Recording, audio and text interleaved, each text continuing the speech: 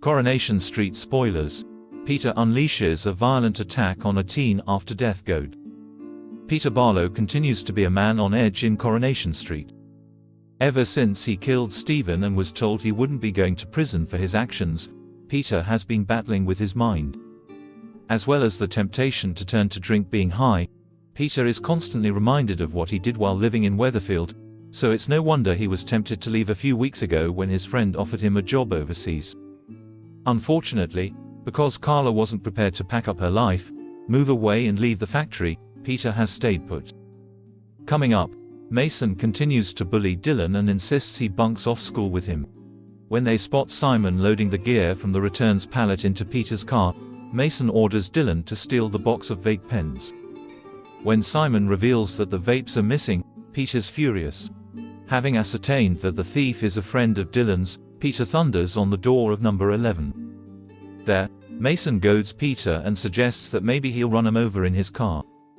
Anger growing, Peter loses it, breaks down the door and makes a grab for Dylan. Clearly haunted by recent memories, just how long can Peter live like this? There are a few explosive Peter Barlow-style outbursts that start to bring to Carla's attention that he's really not okay, Corrie boss Ian MacLeod told Metro.co.uk, discussing the lead-up to Peter's exit. They reach this enormous fork in the road where they love each other, but perhaps their happiness is no longer reliant on each other, which is to say maybe they start to wonder if they'd be happier in some other situation somewhere else basically. It all builds up to this incredibly surprising Christmas episode, then there's a huge two-hander between the two of them, more or less they are the only two cast in the episode. It's a greatest hits compilation, for those of you that have been big fans of Peter and Carla since the start, that picks over every single detail of who they are, what they've been as a couple and what they want for their future and what happiness looks like for them.